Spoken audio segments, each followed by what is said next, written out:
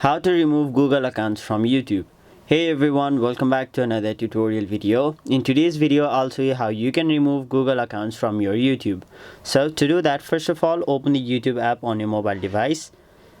And then as you can see, I'm currently logged into YouTube from this Google account right over here. So simply tap on it, and then once you tap on this arrow right over here, you will see the list of all of the different Google accounts on your device. So currently I have 2 Google accounts on my device. Now let's say you want to remove this Google account from your YouTube. So what you'll have to do is simply tap on the option manage accounts on this device, and then it'll provide you the list of all of the different Google accounts you have on your device. So you can see the name, the email address, and just below that you can see the option remove from this device. So simply tap on the option remove from this device, and then a confirmation will appear asking you to tap on the option remove.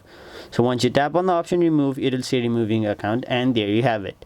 So that is basically how you remove a Google account from your YouTube. That was it for this video. Hope this video was helpful to you guys, and if it was, make sure you like this video and subscribe to our channel so that you don't miss out on further videos such as these.